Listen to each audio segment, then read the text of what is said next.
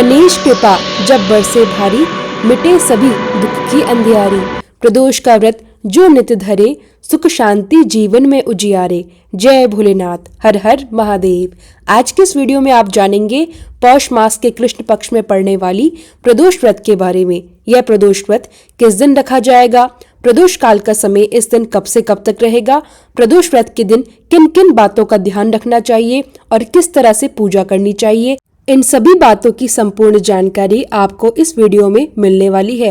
इस बार त्रयोदशी तिथि की शुरुआत 16 दिसंबर मंगलवार की रात 11:57 से और त्रयोदशी तिथि का समापन होगा 18 दिसंबर गुरुवार को सुबह 2:32 पर।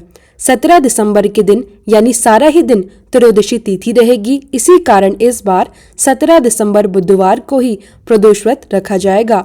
बुधवार का दिन होने के कारण यह बुध प्रदोष व्रत कहलाएगा। अब जानते हैं इस दिन रहने वाले शुभ मुहूर्त के बारे में। 17 दिसंबर बुधवार को सूर्योदय होगा सुबह 7:08 पर, सूर्यास्त होगा 5:27 पर, ब्रह्म मुहूर्त होगा 5:18 से 6:13 तक। सबसे बड़ी और विशेष बात यह है कि इस बार प्रदोष व्रत सर्वथा सिद्धि योग में रखा जाएगा। इस दिन राहु काल दोपहर में लगेगा 12:17 से 1:35 तक। अब जानते हैं प्रदोष काल के समय के बारे में। 17 दिसंबर बुधवार को प्रदोष काल का समय रहेगा 5:27 से 8:11 तक। इसलिए शाम की मुख्य पूजा आपको इसी शुभ प्रदोष काल में अवश्य करनी है। बुध प्रदोष व्रत के दिन गणेश जी और भगवान शिव की पूजा करने से जीवन में सुख शांति और संपन्नता का आशीर्वाद प्राप्त होता है। बुधवार के दिन पड़ने के कारण बुध से संबंधित वस्तुएं जैसी हरी सब्जियां, मूंग दाल दान करना भी अत्यंत शुभ माना जाता है।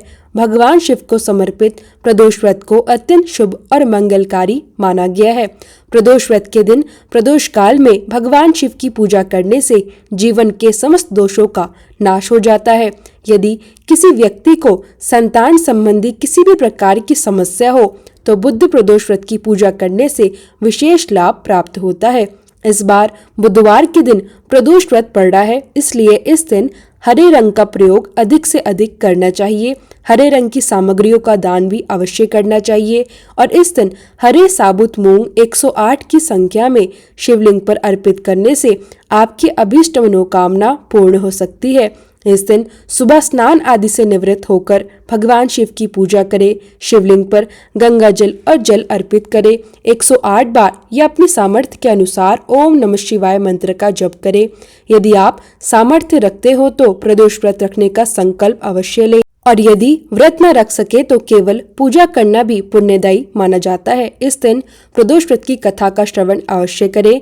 दिन भर आप उपवास रखें और शाम को प्रदोष काल में शिवलिंग का पूजन, दर्शन और शिव चालीसा का पाठ भी अवश्य करें। इसके साथ साथ गणेश जी की भी विधि पूर्वक पूजा करें। गणेश जी को दूर्वा, हरी मूंग, लड्डू, सिंदूर अर्पित करें और गणेश चालीसा का पाठ भी करें।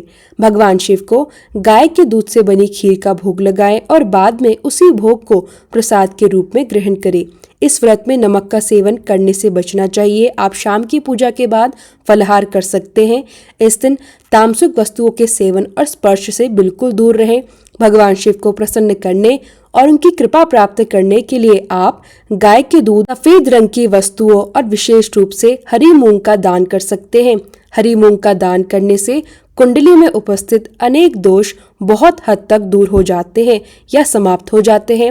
इसी के साथ यह थी आज की संपूर्ण जानकारी। जल्दी आपसे बुध प्रदोष व्रत की कथा के साथ पुनः भेंट होगी। जय भोलेनाथ, जय शिव शंकर।